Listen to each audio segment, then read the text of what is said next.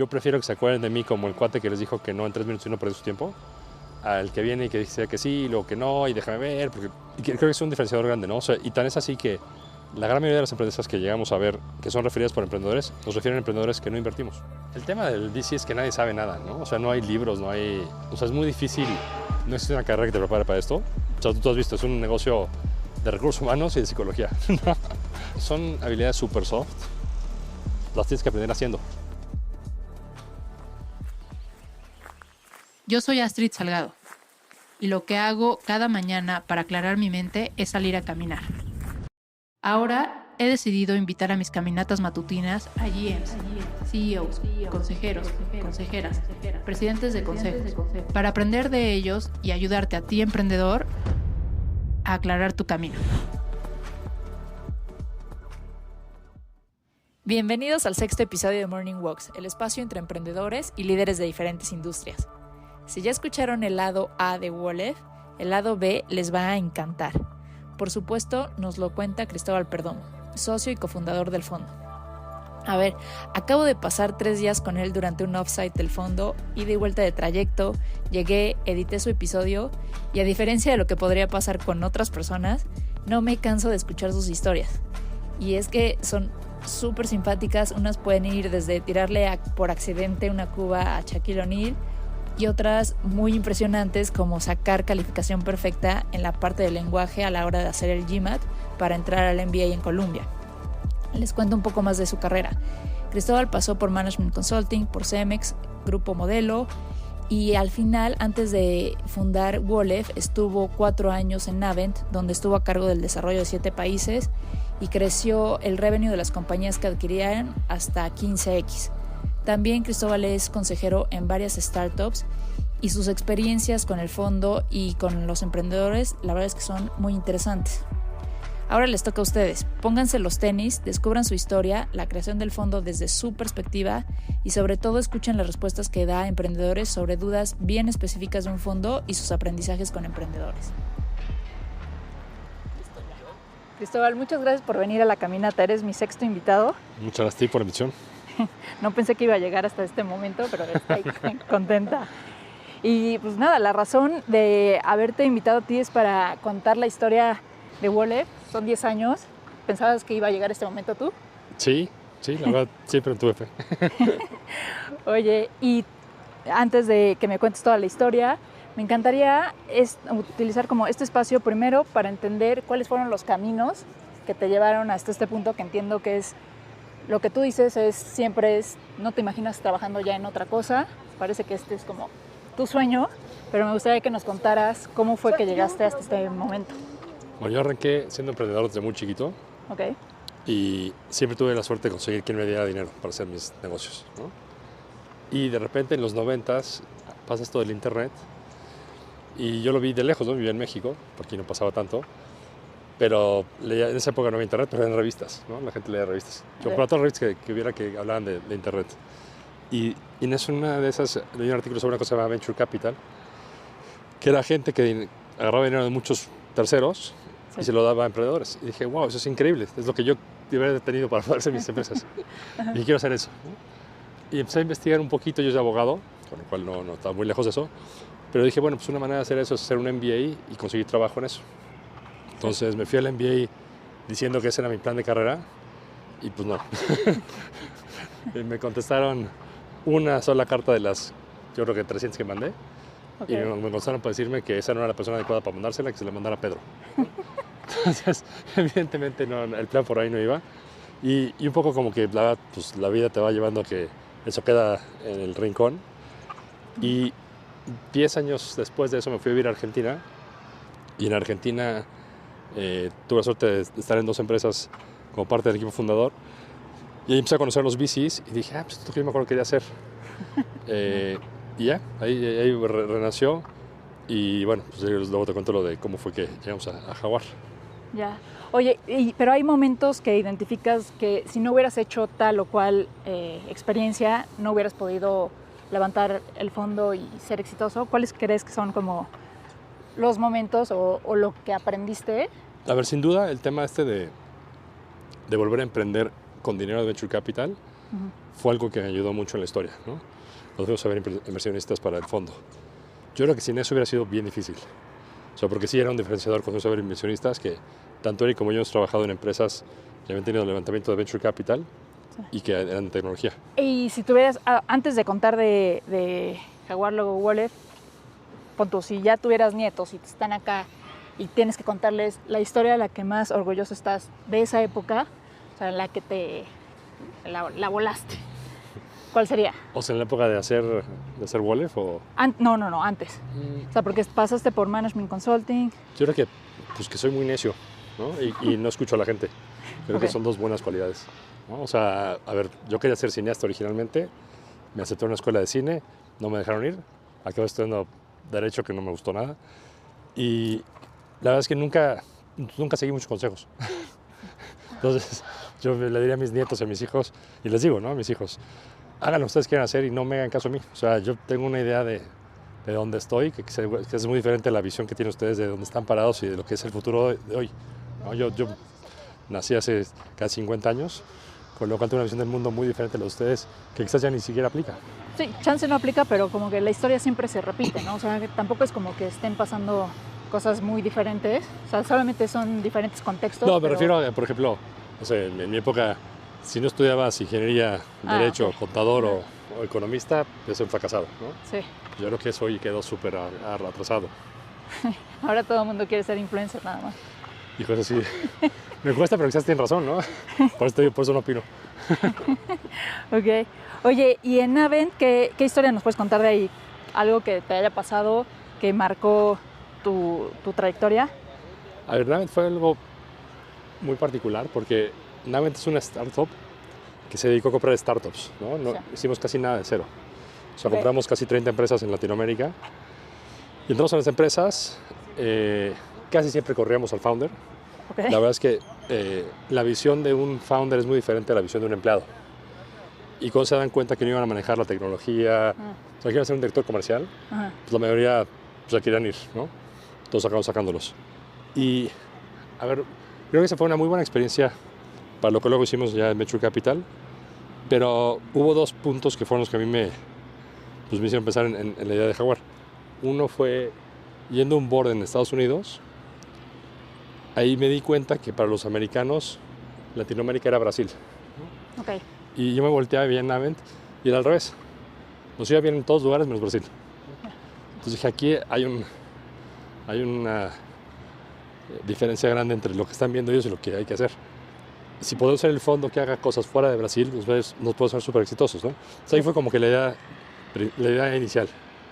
Y luego la segunda fue, yo pensaba quedarme en Navent hasta que se vendiera o hubiera un IPO, y hicimos muy cerca de vender la compañía por mucho dinero, y ahí me di cuenta que mis acciones eran muy bajas, ¿no? Tenía muy pocas acciones. Okay. Entonces dije, a jugármela aquí por algo que no es mío, a jugármela por algo que pues, soy realmente dueño, pues me la juego con eso, ¿no? Esa fue la diferencia. En esa época que ya te lo estabas pensando, ¿ya habías conocido a Eric? Sí. No, ya habíamos arrancado con la idea de Jaguar.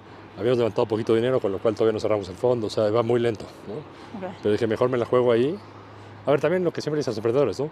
Si no te la juegas con todo, la probabilidad de éxito es bien baja. Sí. Oye, cuéntame el momento cuando conociste a Eric. ¿Cuál fue tu primera impresión de él? Entonces, que no conocí a Eric cuando yo había conocido. Yo arranqué una empresa que se llama Grupalia, que era tipo Groupon. Okay. Y cuando la arranqué, el primer país que abrimos en Latinoamérica fue México. La empresa es española, ¿no? Era española. Sí. Entonces, cuando yo venía a México, persona que le comentaba lo que iba a hacer me decía, tienes que hablar con Eric Pérez Grobas. Es el gurú del e-commerce. Okay. Y pues, en mi experiencia los gurús son insoportables. Sí. Entonces dije, seguro ese cuate no lo quiero conocer nunca, ¿no? Jamás. Y así fue, ¿no? Se pasaron 3 años y nunca lo conocí. Okay. Y luego fuimos parte del equipo fundador de Gaudena, un e-commerce, y ahí estábamos muy involucrados en el tema del business plan, levantamiento, todo eso. Y ahí lo conocí y dije, tú eres el gurú. Me dijo, no sé de qué gurú, de qué o qué, pero ya empecé a conocerlo. Me pareció que era mucho más sencillo de lo que hubiera esperado, todo lo que me habían dicho. Y Y la verdad es que teníamos como que muchas coincidencias cuando opinábamos, ¿no? Entonces, me quedé con eso. Cuando yo voy a este board en Estados Unidos y veo el tema de la oportunidad fuera de Brasil, ahí es donde digo, pues, con Eric seguro voy a hablar, ¿no? Entonces hablé con Eric y con 2 fundadores más de Gaudena y les dije, oye, tengo esta idea de hacer un fondo. Yo imagino que Eric también lo tenía pensado hace tiempo. Sí. Y me dijo, yo le entro, ¿no? Y nosotros también dijeron, le entro. Y la verdad es que pues, nos dijimos que no, y Dios ha dicho que no. Porque evidentemente no tenían esa pasión, ¿no? Por suerte, al costarnos tanto trabajo conseguir el dinero del Fondo 1, pues Eric y yo seguíamos, insistíamos, hablábamos con gente. Y estos cuates como que dijeron, no, ¿sabes qué? Está dificilísimo. Ok. Ajá. Yo la verdad, yo me quiero dedicar a otra cosa. Yo la veo imposible, mejor ahí muere. Entonces quedamos Eric y yo siguiendo. Y fue muy bueno, porque yo creo que había sido muy difícil con 4 socios. Sí. Y más 2 que no tenían esa pasión. Sí. ¿Y perdiste contacto con los otros 2? No, ¿No? sigo en contacto con ellos. Uno de ellos es el PI desde el Fondo 1. Ah, ¿a poco? Ok. Entonces tenemos una buena relación. Él evidentemente quería dedicarse a otra cosa. Y el otro, seguimos en contacto. Él está ya fuera del tema de tecnología y de inversiones. Ajá. Pero sí tenemos una relación. Sí. ¿Y nunca te ha dicho, chin, me hubiera gustado haber seguido? No, a ver, eso creo que también es una señal de qué bueno que se fueron, ¿no? Porque, pues no, o sea, yo si me hubiera gustado, yo se hubiera dicho, oye, no manches, quiero volver. Sí, ¿no? claro. Nunca hubo ningún reclamo. Ya. Y luego, cuando conociste a Luis, ¿cómo fue? Empezamos muy mal. Porque, a ver, Eric me había hablado mucho de él y me dice, ahora sí, una llamada para que conozcas a Luis, ¿no? Entonces hablo con Luis y lo primero que le digo es, históricamente México es el peor país para internet en Latinoamérica. Y me dice, pues estás empezando pésimo con tu pitch, ¿no? O sea, si quieres venderme, ¿qué quieres? Y dije, no, a ver, lo que voy ha sido tan malo que la oportunidad es enorme, ¿no? Entonces, si empieza a ser bueno, va a ser, pues, similar a Brasil, ¿no? Y ahí lo conocí, o sea, fue como muy distante la primera plática, ¿no? Fue muy de escuchar y no opinar. Ya la segunda vez lo vi en persona, Okay. y ahí fue más fácil. Ya, ahí, o sea, Luis, su familia fue la primera que nos tuvo fe, ¿no? Ya primero dijo, yo le entro, pero traigan más gente. Fuimos a ver más de 100 inversionistas y hubo 2 o 3 que nos dijeron, yo le entro, pero no quiero ser el primero, ¿no? Entonces, cuando levantas un fondo siempre está este tema de nadie quiere ser el primero, ¿no?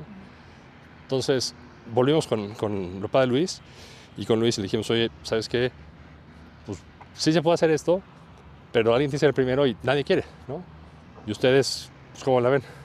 Y por suerte dijeron que sí, y ahí, sin eso no me hubiera conectado nunca a Jaguar. Ya. Y la primera vez que coquetearon tú y Eric con la idea de que Luis fuera socio, ¿cómo se dio esa plática? ¿Por qué llegaron a esa conclusión? Fue muy natural, ¿eh? Creo que no hubo así como una plática sobre el tema, sino que, a ver, con Luis hablamos muy seguido, porque Luis era parte del comité de inversión, y la dinámica era muy buena porque Luis no conocía las inversiones hasta una vez que habíamos ya hecho todo el due diligence y hablado con ellos. Okay. Entonces, Eric y yo estábamos ya con la idea de si nos gustaba o no, o cuánto nos gustaba. Y cuando lo veía a Luis, pues lo veía con ojos fríos, ¿no? Porque él no había conocido a los emprendedores. O sea, él veía el reporte, ¿no? Y hablaba con el emprendedor antes de hablar con nosotros. Entonces, como que una sola interacción con ellos no tenía el riesgo de enamorarse como nosotros. Uh-huh. Entonces, nos ayudaba mucho eso. Y pues como que era muy natural que eventualmente, y además, no creo que lo había dicho así textualmente, pero creo que era obvio que a él le interesaba el tema de hacer venture capital en un momento. Oye, y en esos primeros años, o en los que siguen, no pasa nada, ¿identificas decisiones que tomaron tú, Eric, después Luis, que fueron fundamentales para lo que es Wolef?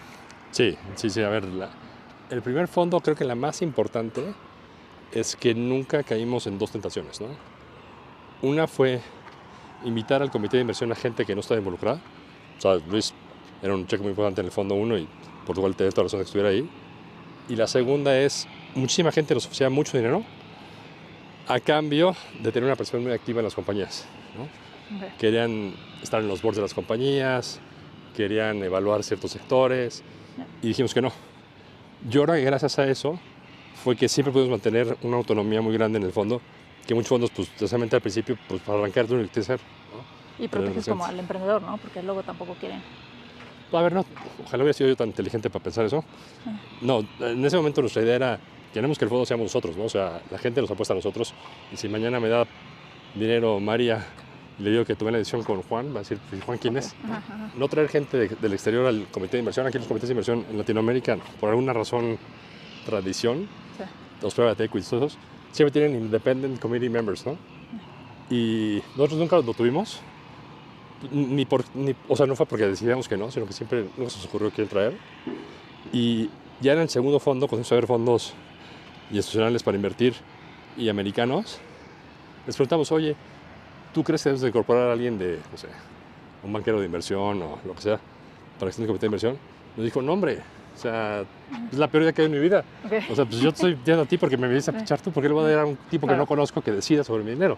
Sí. Entonces, eso fue un diferenciador que al principio fue sin querer.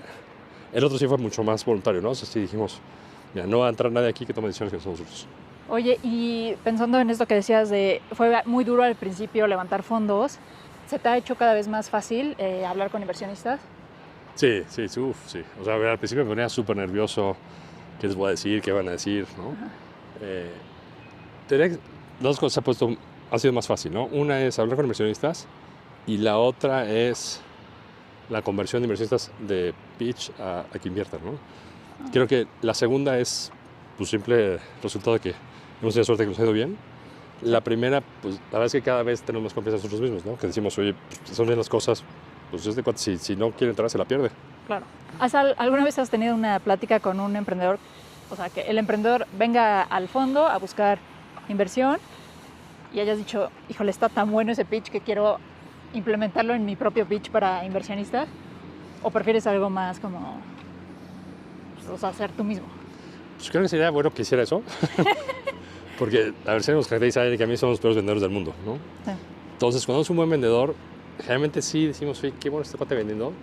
Pero cuando vemos por qué es bueno vendiendo, decimos por qué haría eso, ¿no? O sea, generalmente los buenos vendedores, no diría que mienten, pero sí dirán la verdad. Sí. Y pues eso nunca lo vamos a hacer, ¿no? O sea, preferimos decir 10 y hacer 12 a decir 20 y acabar en 8, ¿no? Y creo que los buenos vendedores son muy buenos en venderte 50, ¿no? Y hacer 5, ¿no? Te siguen convenciendo que 5 es muy bueno. Y es algo que nosotros no sabemos cómo hacer ni creo que quisiéramos hacerlo. Ya. Sí, la honestidad es algo que le dije a Eric que fue de las primeras cosas que vi y para mí sí fue un shock porque no es que estuviera acostumbrada a nada más bullshit, pero sí a que te suavizaran como la información para llegar al mismo punto, pero vuelves como todo directo y ya. Y eso me gusta.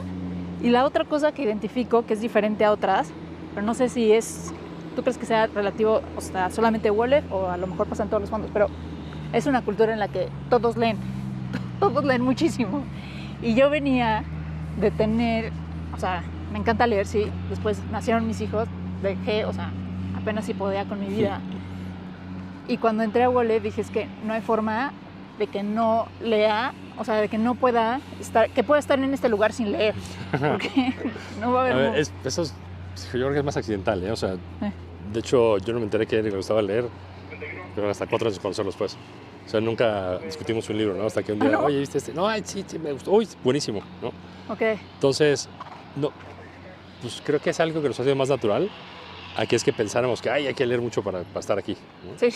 Oye, ya me encantaría pasar a la siguiente etapa del podcast, que es como la más padre, porque aquí es cuando interactúan los emprendedores con ustedes. Y entonces te voy a leer algunas preguntas que llegaron. Diálogo entre dos mundos, el espacio que une a los emprendedores con líderes de industrias consolidadas.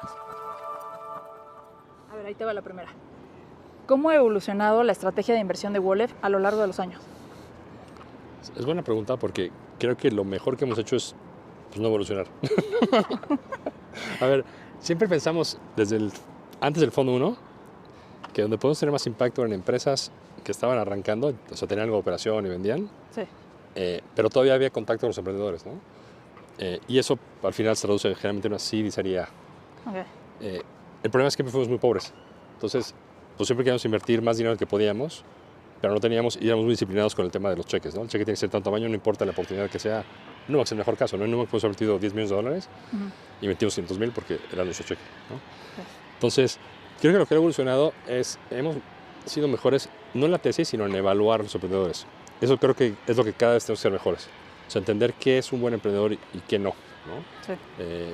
Porque es un negocio donde el fallar pues, tiene poca penalidad, pero perderte una buena es lo peor, ¿no? Sí. Entonces, ¿cómo hacemos para que los buenos nunca se nos pasen?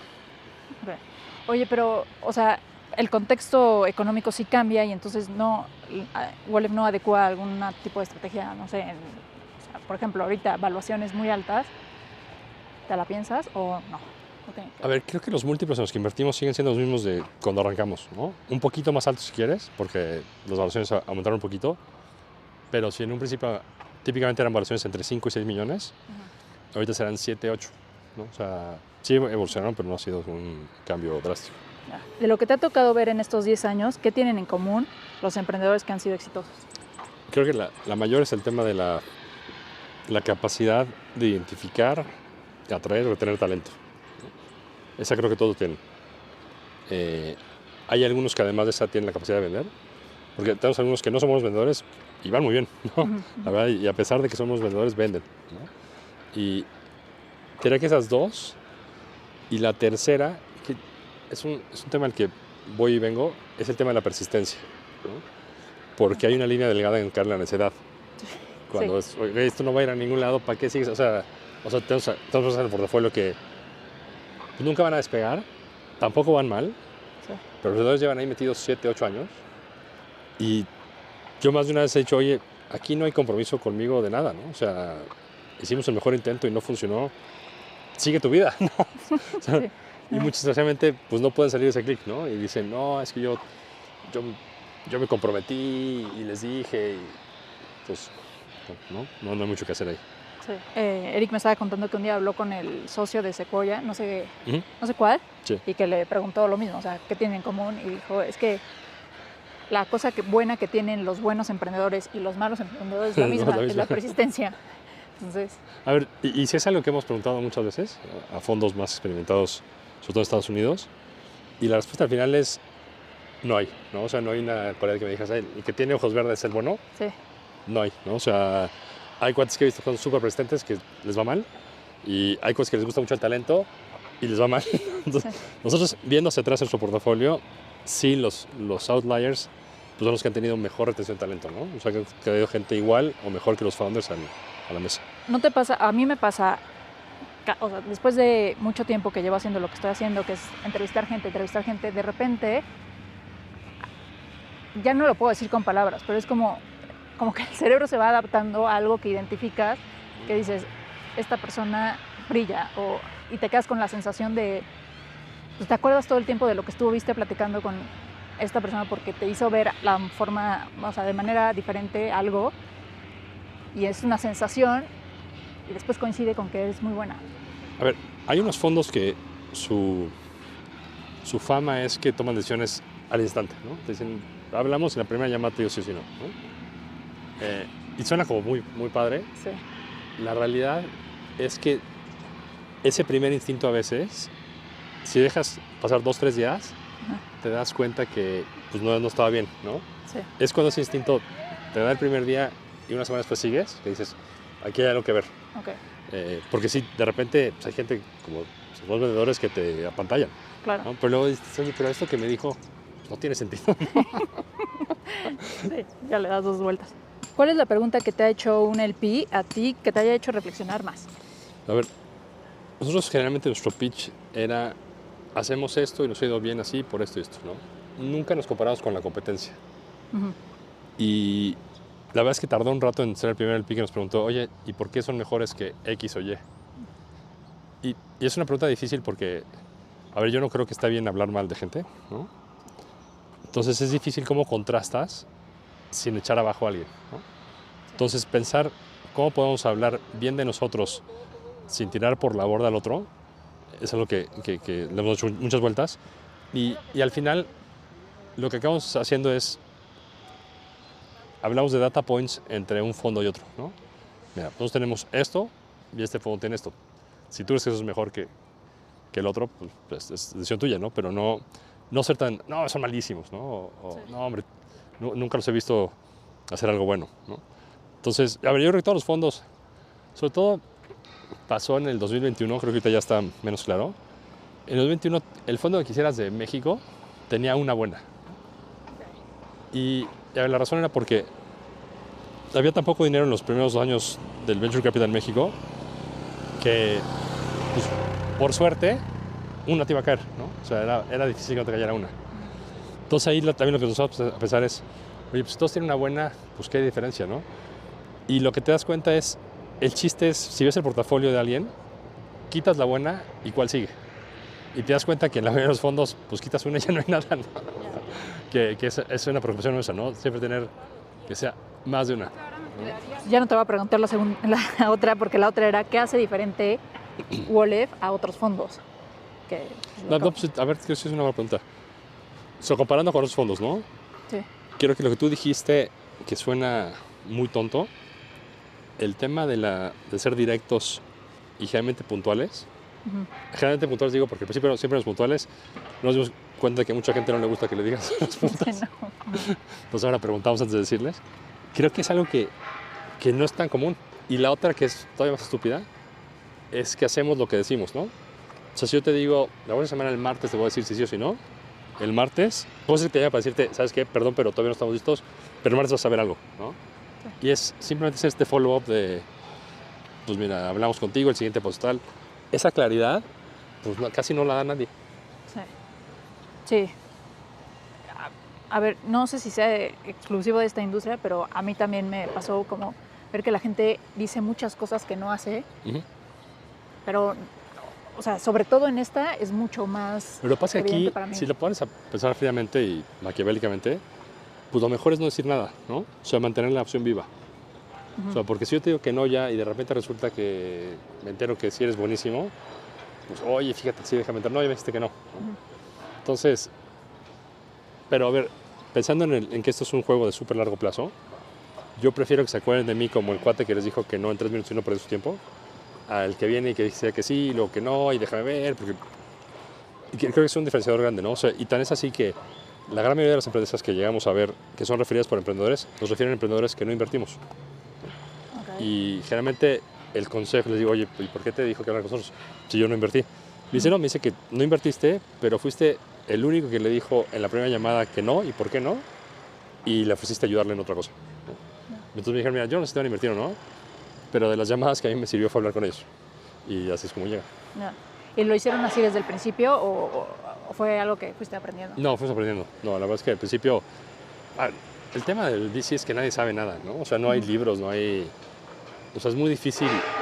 Es como un trabajo de la Edad Media.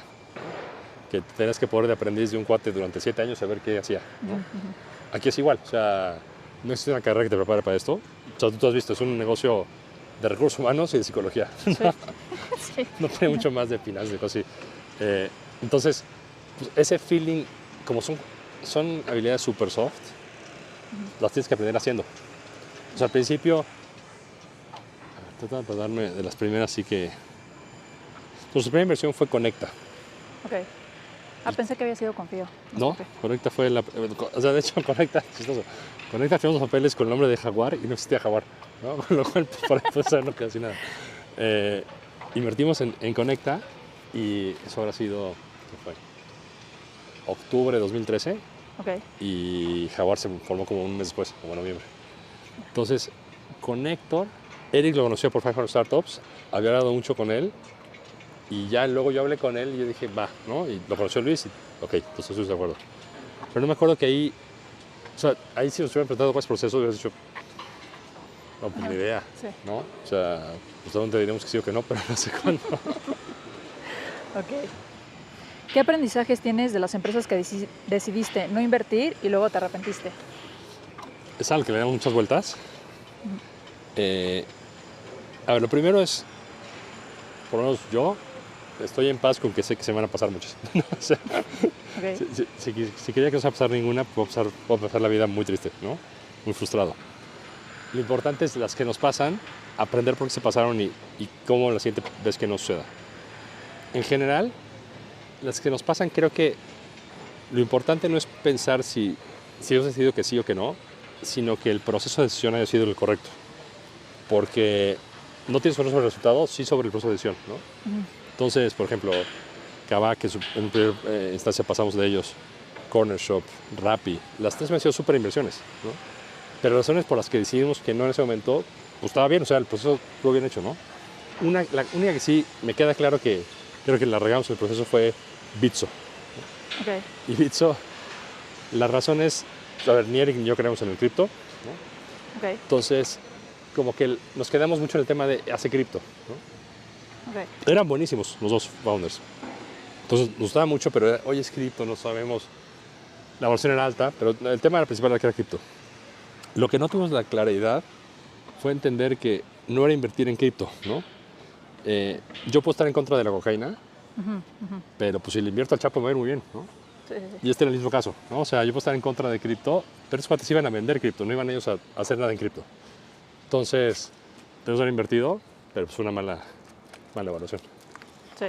Y ahí que el aprendizaje es más bien como... Yo creo que ir más profundo, ¿no? O sea, cuando tenemos el negocio, o sea, porque al final era un marketplace, ¿no? Que vendiera cripto, bananas o lo que fuera, daba igual.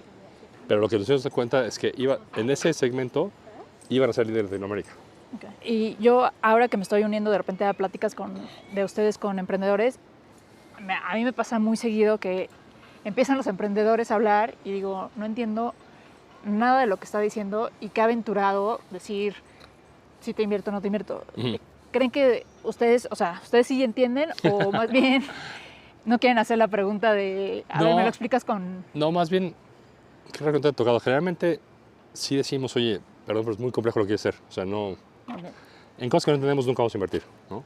Ajá. Porque, a ver, tienes el riesgo de un negocio que no sabes qué es, más la probabilidad de un negocio nuevo que pues, la probabilidad de que falle es altísima. Entonces, sí, como regla general, si suena algo difícil, no lo hacemos. Pero Bitso no sonaba algo difícil, pero tampoco lo entendieron. Pues, a ver, Bitso, lo que no entendía es el tema de cripto, ¿no? Y justo yo acababa de hablar con una persona que sí le gustaba mucho cripto y me decía mucho del tema de, no, la clave en cripto es entender su ciberseguridad. Dije, no, pues yo no ni entiendo, ni voy a saber nunca, ¿no? Okay. Es como que me quedé en ese, ¿y para qué le entramos si no entiendo qué es eso, no? O sea, ¿qué va a pasar? Okay. No nos puede pasar así con inteligencia artificial. Mi amigo ChatGPT. Exacto. A ver, ahí te va la siguiente. ¿Qué es lo que más ha cambiado en estos 10 años en los fondos de Venture Capital? A ver, para bien y para mal, ya todos tienen un track record, ¿no? O la gran mayoría. Okay. Entonces, así como los emprendedores son esclavos de sus métricas, pues los fondos son esclavos de su track record, ¿no? Okay. Entonces, muchos fondos, precisamente no creo que tengan el track record para seguir levantando capital. Y eso lo que significa es que varios van a morir. Okay. Y pues todavía no es claro que vaya a haber nuevos, ¿no? Entonces yo creo que por un tiempo va a haber menos fondos en México, en Latinoamérica, y luego van a surgir nuevos, ¿no? Así como surgen empresas que no tienen, o sea, son pre-revenue, sí. Así va a haber fondos nuevos que van a poder levantar porque no tienen récord. Ya si son buenos o malos, pues vamos a ver después. Pero esa es la principal diferencia, ¿no? Que si bien hay capital, para mí hay mucha incertidumbre de cuáles fondos van a seguir y cuáles no. Va a estar interesante. Wolf sí se queda, ¿no? Pues si nos siguen acompañando los inversionistas, seguro sí. Ojalá que sí. Oye, ¿qué consejo le darías sobre cómo abordar la evaluación de una startup pre-seed de manera justa para ambas partes? Como has visto, el tema de la evaluación es puro arte y nada ciencia, ¿no? Sí. Yo creo que en una startup que está empezando, ¿no? O sea, que es un PowerPoint, lo principal es cuál es la dilución de los founders, que les permita seguir teniendo un buen porcentaje, y cuál es la evaluación máxima que podrían aceptar unos inversionistas, ¿no? Por ejemplo, yo me quiero ir 20%, pero yo sé que nadie va a aceptar una evaluación de más de 8 millones. Pues seguramente es mi evaluación, ¿no? O yo me quiero diluir 10%, pero quiero levantar 5 millones. Pues probablemente no va a pasar. O sea, ¿quién te va a dar una evaluación de 50 millones? Entonces, creo que en esa instancia no son múltiplos, sino es un tema del equipo, ¿no? En un principio, las primeras cosas que pensamos en Wolf era cómo evaluar emprendedores y era, imagínate las épocas, los valores. Si eran 2 emprendedores que tenían track record, o sea, track record es que hubieran trabajado en una consultora buena o un buen MBA, la evaluación de arranque era 3 millones. Si no tenían ese pedigrí, pues entonces la evaluación iba a ser entre 1,5 y 2. Y ese era todo lo que teníamos, esa era nuestra tablita, ¿no? Por suerte nunca me metí en ninguna de esas. No sé si ha ido bien, pero... ¿Tienes alguna idea de emprendimiento que jamás llevaste a cabo, pero tienes ganas? A ver, sí, nada relacionado con lo que hago, ¿no? O sea, me encantaría ir por un restaurante. ¿Un restaurante? Sí. ¿De qué tipo de comida? A ver, originalmente tenía un plan de negocio para hacer un restaurante, que habla también de mi edad, que era pizza y cerveza, Ok, y solo música y todo de los 80s. ok. ¿no? Ese era como un Hard Rock Café de los 80s. Ya. Yo siempre sigo esta idea. No sé si ya se van a morir todos para cuando lo pueda hacer. ¿no? Pero, o sea, lo que tú querías hacer es el concepto, no cocinar, no tiene nada No, que ver. no, era el concepto, era el... A ver, cuando yo era chico, el Hard Rock Café era como una Sí, experiencia... era lo máximo. Porque había 2 en el mundo, ¿no? Sí. Ya luego, cuando había en cada esquina, pues ya perdí toda la magia. Pero cuando ibas a uno y veías las guitarras y veías todo, decías, wow, ¿no? Ya. Es como que crecí con esa idea. ¿Y ya has pensado un nombre? ¿Se llamaba? ¿Cómo se llamaba? No me acuerdo el nombre, pero No. tenía un nombre, tenía hasta luego, ¿no? Pagué, o sea, hice un business plan, no, hice todo. Ajá. No, tenía un business plan, le pagué de estos de esos que te metes a internet y dices, quiero un logotipo para esto, Ajá. y te mandan 50 y compras uno, Ajá. que tenía mi logotipo y todo. Órale. ¿Y lo querías abrir aquí en México o en Argentina? Era en México, ¿Sí? sí. Ah, ok. Pensé que como que te habías contagiado de... No, estando en Argentina, Ajá. pero quería hacer, o sea, yo quería volver a México, ¿no? Ya. Ok, súper. Oye, y entendiendo que esto es un diálogo, ¿tú qué pregunta le harías a los emprendedores que los haga como reflexionar si Venture Capital es para ellos? O sea, levantar Venture Capital. Ajá. O sea, ¿qué preguntas se deberían hacer para saber si este sí es el camino? A ver, la principal es, Venture Capital es como un circo, ¿no? Entonces, una vez que entras al circo pues tienes que ver la función. Y no es de, ya me gustan bien los leones, yo solo digo payasos, ¿no? Ok. Ajá.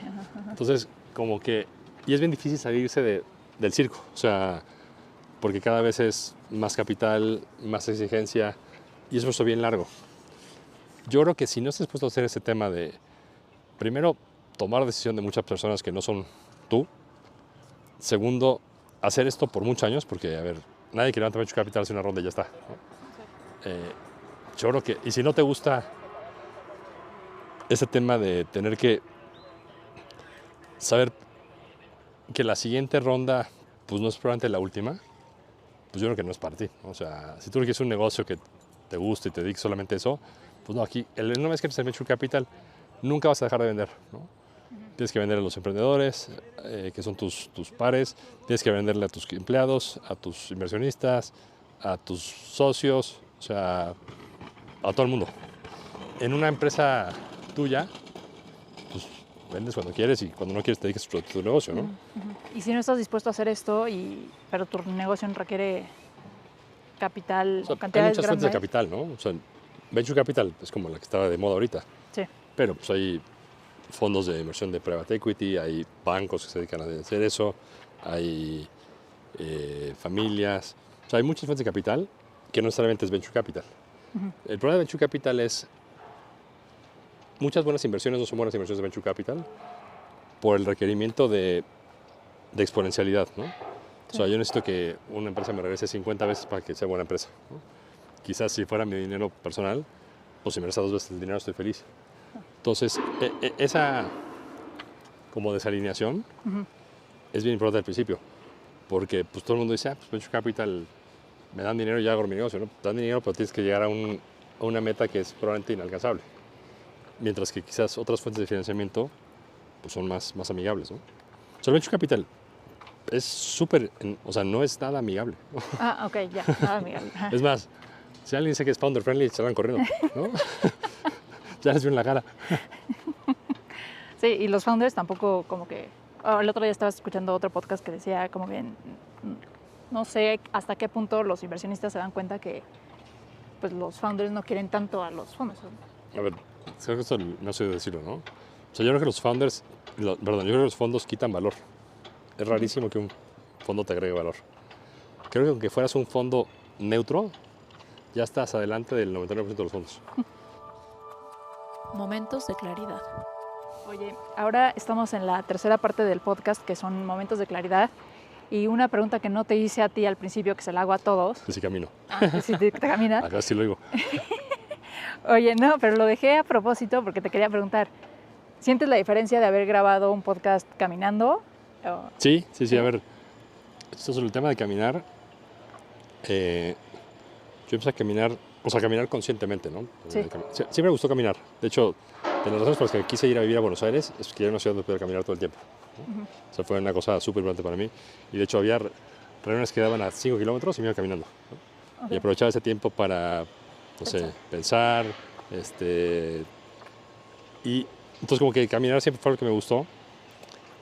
Luego ya estando en Buenos Aires, por ejemplo, me acuerdo de las reuniones mensuales, siempre una hora antes de la reunión, me guardaba un tiempo para caminar 1 hora, ¿no? Y para tener claridad de los números que había visto, la presentación, qué decir, qué no decir, todo eso.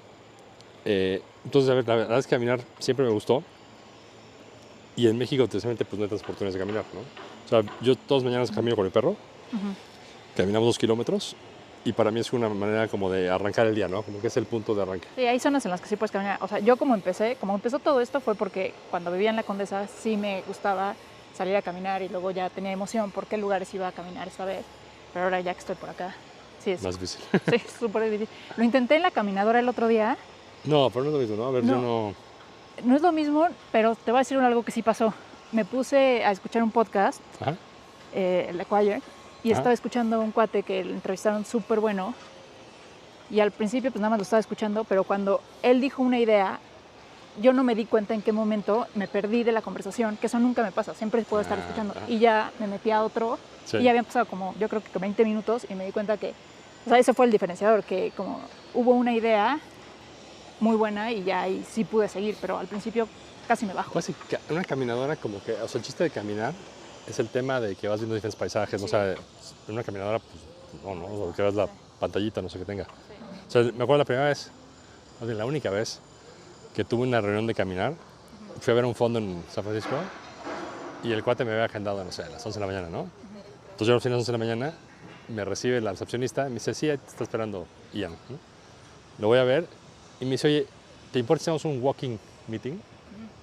Pues no, pero le entro. Entonces caminamos por medio de San Francisco 1 hora, ¿no? Y es porque el tipo, no sé, tenía que hacer cuántos pasos y no había hecho sus pasos, entonces quería hacer eso conmigo. Sí fue raro, la verdad no... O sea, yo pensaba, llevo mi computadora para estar, imagínate. Entonces como que sí te saca de onda, ¿no? Sí, es una idea ya bastante vieja. Yo no sabía, pero también lo que me contaron es que Hillary Clinton quería hacer como algo para ayudar a las mujeres, pero había mujeres muy ocupadas que necesitaban hacer ejercicio. Y decía, bueno, sí platico con personas jóvenes para darles mis consejos, pero en la que se unan a mi caminata. Y entonces, mientras hacía ejercicio, ya como que hacían 2 cosas al mismo tiempo. Y a ver, y un poco como un símil en lo que decíamos de que cuando te enamoras de un emprendedor en la primera llamada, nunca es bueno tomar decisión ahí. Creo que es igual, ¿no? O sea, cuando caminas, como que algo pasa que integras muchas ideas que quizás están desperdigadas, ¿no? Sí. Que no es igual si te quedas en tu cama pensando, ¿no? Sí. Oye, ¿y qué otras cosas haces para ganar claridad? A mí me gusta mucho escribir. Entonces, muchas veces, escribir a mano, ¿no? No en computadora. Entonces, muchas veces cuando tengo una duda, agarro un cuaderno y me pongo a escribir bullet points, ¿no? Y luego trato de, con los bullet points, armar una historia y ver si me cuadra o no me cuadra. Pero para mí escribir es, o sea, todas las cosas de caminar, o sea, el contacto con la naturaleza, escribir, son como cosas que vienen de muchos años atrás, ¿no? O sea, de la antigüedad, de los romanos y eso, y que te das cuenta que eran cosas que funcionaban, ¿no? Sí. Y que hoy en día con las pantallas, pues pierdes muchísimo, ¿no? O sea, porque cuando tú caminas y cuando tú escribes, tú controlas tu atención. Cuando tú estás en una computadora o en una pantalla, te controlan la atención, ¿no? Sí. Oye, y hace ratito que dijiste algo que me puso los pelos de punta, que dijiste, yo sé que va a haber cosas que voy a dejar pasar y estoy ok con eso. Esa es toda tu personalidad, o sea, estás muy ok con muchas cosas que a mí o a muchas personas seguramente nos ponen nerviosa. Pero, ¿de dónde sale eso? ¿De dónde sale que chill? A ver, yo creo que es un mecanismo de defensa. Yo de chico, en el colegio, yo me comí en un colegio muy grande, de un colegio chico, y era muy difícil integrarte, ¿no?